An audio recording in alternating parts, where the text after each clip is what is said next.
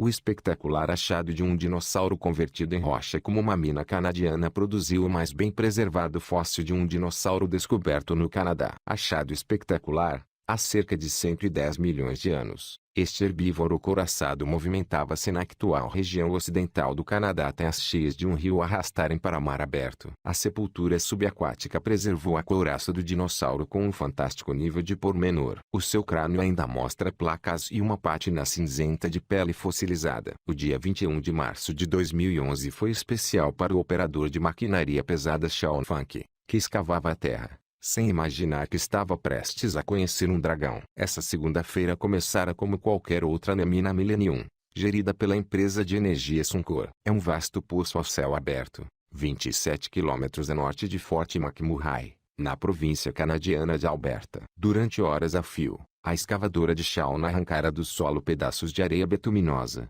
os restos litificados de plantas e criaturas marinhas que viveram e morreram há mais de 110 milhões de anos. Era a única vida antiga que ele costumava ver. Em 12 anos de escavações, encontrara madeiras fossilizadas de um ocasional tronco de árvore petrificado, mas nunca os restos fossilizados de um animal e, seguramente, nenhum dinossauro. Perto da 1h30 da tarde, Sean recolheu algo muito mais duro do que a rocha em redor. Torrões com uma cor estranha caíram da parede da mina, deslizando por ela abaixo. Minutos depois, ele e o seu supervisor, Mick Gratton, começaram a interrogar-se sobre o que seriam essas rochas. Seriam pedaços de madeira fossilizada ou costelas? De seguida, viraram um dos torrões e descobriram um padrão bizarro, filas sucessivas de discos cor de areia, cada um dos quais envolvido por anéis de pedra cinzenta escura. Nunca tínhamos visto nada assim, disse Sean. Quase 6 anos mais tarde, visito o laboratório de preparação de fósseis do Museu Royal Tyrrell, nas terras áridas varridas pelo vento de Alberta. A minha atenção dirige-se para uma massa de pedra com 1.100 kg no canto da divisão. Resolução do enigma.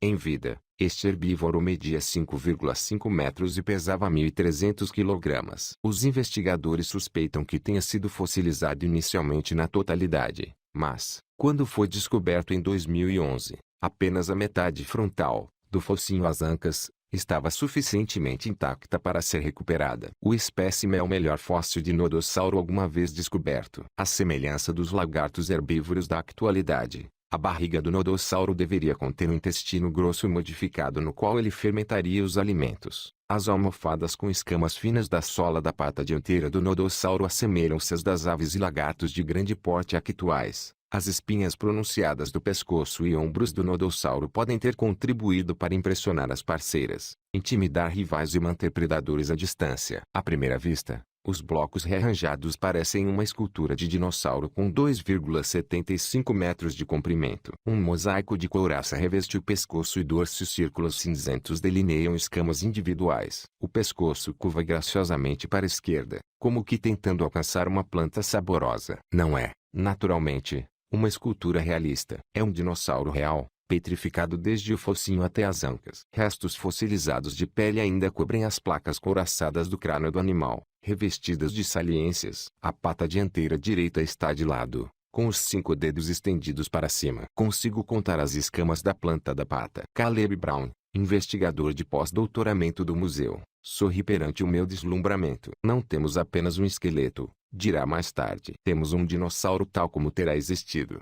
Para os paleontólogos, o espantoso nível de fossilização do dinossauro, provocado pelo seu rápido sepultamento submarino, é tão raro como um bilhete de lotaria premiado. Normalmente, apenas os ossos e dentes são preservados e é muito raro os minerais substituírem os tecidos moles antes de estes se decomporem. Também não há garantias de um fóssil manter a sua forma original. Os dinossauros com penas descobertos na China, por exemplo, estavam espalmados, e os dinossauros com bico de pato mumificados da América do Norte, apesar de muito completos, pareciam murchos e secos. O paleobiólogo Jacob Winter, especialista em coloração animal da Universidade de Bristol, no Reino Unido, estudou alguns dos melhores fósseis do mundo em busca de sinais de pigmentos de melanina. Após 4 dias de trabalho dedicados a este exemplar, até ele estava espantado. O dinossauro está tão bem preservado que poderia ter andado por aí há poucas semanas, diz. Nunca vi nada assim.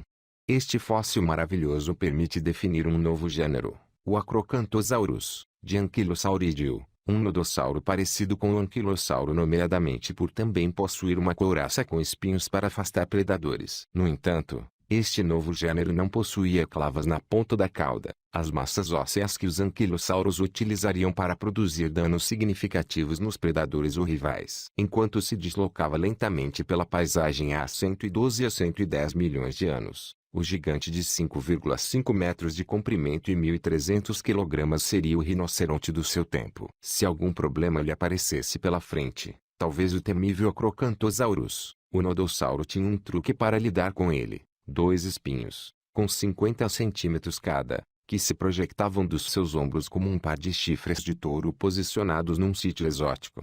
Protegido da decomposição, as placas que caracterizam os dinossauros couraçados costumam dispersar-se no início da decomposição, mas esse destino não se abateu sobre este nodossauro. A couraça extraordinariamente bem preservada aprofundará os conhecimentos científicos sobre o aspecto e a locomoção dos nodossauros. Rendilhados pretos percorrem as margens das escamas individuais, contornando as filas de pele flexível que alternavam com a couraça óssea do nodossauro. Os osteodermos em tons de terracota são as placas ósseas que compunham a couraça. Extremidades escuras delimitam camadas em tempos compostas por queratina que revestiam muitos dos osteodermos. A região ocidental do Canadá, habitada por este dinossauro, era muito diferente das planícies frias e varridas pelo vento que encontrei no outono passado. No tempo do nodossauro, teria ventos quentes e úmidos soprando entre florestas de coníferas e bosques de feitos. Até é possível que o nodossauro conseguisse ver o mar. No início do Cretácico, a subida do nível das águas esculpiu, terra adentro, um mar interior que cobria grande parte da atual província de Alberta. A costa ocidental encostava então à zona oriental da Colômbia Britânica, onde o nodossauro poderá ter vivido. Atualmente, estes leitos marinhos ancestrais estão enterrados por florestas e searas ondulantes de trigo. Num dia de má sorte, este animal terrestre acabou morto num rio, possivelmente arrastado por uma cheia. A carcaça de barriga para cima desceu rio abaixo, mantida à superfície por gases expelidos por bactérias no interior do corpo. Acabou depois por desaguar no mar, creem os cientistas. Ventos empurraram a carcaça para o leste e,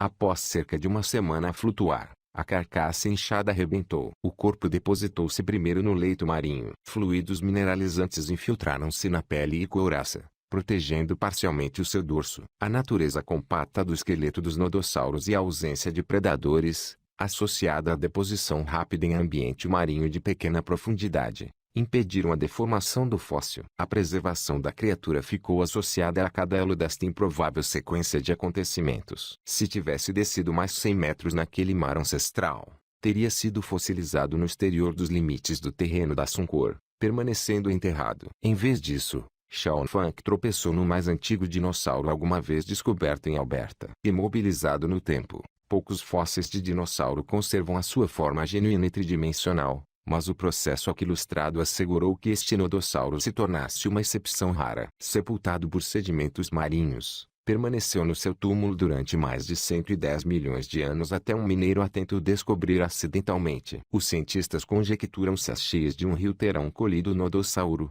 tendo este flutuado até ao mar, inteiro e ileso. Foi uma descoberta excitante, comenta Victoria Arbour, paleobióloga especializada em dinossauros couraçados do Museu Real de Ontário. Victoria viu o fóssil em várias fases de preparação, mas não participa no seu estudo. Representa um ambiente diferente do atual e está tão bem preservado, diz. A investigadora começou a estudar um anquilossauro num estado de preservação semelhante, descoberto no estado norte-americano de Montana em 2014 e encerrado no interior de um bloco rochoso com 6 toneladas. Outra configuração da Terra. A América do Norte era um sítio muito diferente há 110 milhões de anos. O nodossauro foi enterrado num enorme braço de mar que, em tempos, penetrou no interior do continente. Deste modo, o nodossauro teria vivido próximo da linha de costa, numa região de clima quente e úmido, rico em vegetação. Espécime canadiano desafia, literalmente, as palavras, em mais de um aspecto. Quando esta reportagem foi impressa,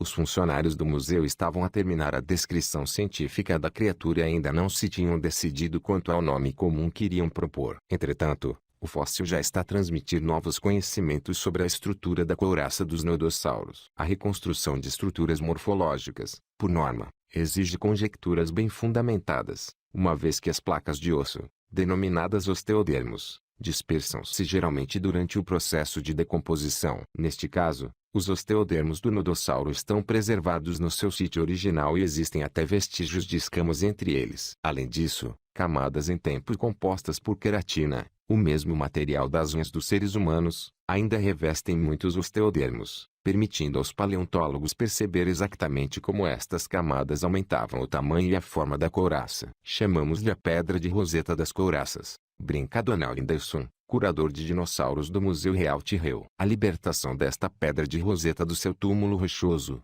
porém, tem se revelado uma tarefa hercúlea. Quando a notícia da descoberta foi comunicada aos dirigentes da Suncor, a empresa não tardou a notificar o Museu Real Tyrrell. Donald e Darren Tank, um dos técnicos do museu, voaram de imediato para Fort McMurray. Operários da empresa e funcionários do museu rasparam a rocha em turnos de 12 horas, cobertos de poeira e fumos de escape dos motores a gasóleo. Última refeição. O trabalho cuidadoso preserva as características enigmáticas do animal para o futuro, incluindo um aglomerado de massas semelhantes a berlindes cuja localização sugere a possibilidade de serem restos da sua última refeição.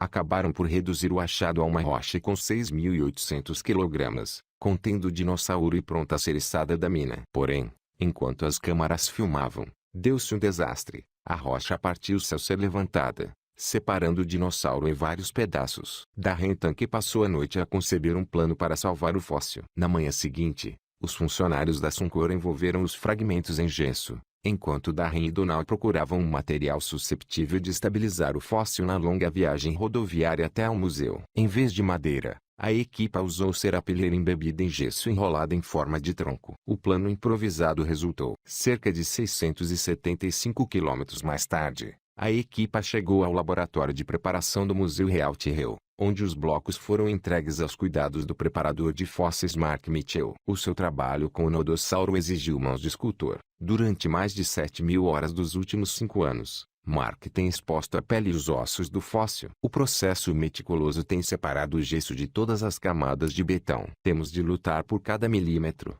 diz. A luta de Mark Mitchell está perto do fim, mas vão ser necessários anos, ou mesmo décadas, antes de ser plenamente conhecido o fóssil que ele está a desvendar. O esqueleto, por exemplo, permanece maioritariamente oculto por pele e couraça. De certa forma, está quase demasiado bem preservado. Para alcançar os ossos do dinossauro, seria necessário destruir as suas camadas exteriores. Exames de taco financiados pela National Geographic Society pouco revelaram, pois a rocha permanece teimosamente opaca. Para Jacob Winter, as características mais revolucionárias do fóssil do nodossauro podem encontrar-se a uma escala mais pequena, que talvez contenham restos microscópicos da sua cor original. Se conseguir reconstruir a sua distribuição, ele poderá ajudar a revelar a maneira como o dinossauro se movimentava no seu ambiente e utilizava sua grande couraça. Mark Mitchell, técnico do Museu Real Tyrrell, liberta lentamente a pata do nodossauro e a sua sola almofadada da rocha em redor. Esta couraça servia claramente para proteção, mas aqueles chifres elaborados na área dianteira do corpo seriam quase como um cartaz publicitário, comenta Jacob. Este anúncio poderia contribuir para impressionar parceiros ou intimidar rivais e poderia destacar-se contra um fundo encarniçado. Os testes químicos realizados à pele do dinossauro sugeriram a presença de pigmentos avermelhados, contrastando com a coloração distintamente clara dos chifres. O Museu Real Tyrrell apresentou o nodossauro como a peça central de uma nova exposição de fósseis descobertos em zonas industriais de Alberta em maio. Agora, por fim, o público pode maravilhar-se com uma estrutura orgânica que fascina os cientistas há 6 anos. Um embaixador do passado distante do Canadá, descoberto numa paisagem agreste por um homem com uma escavadora.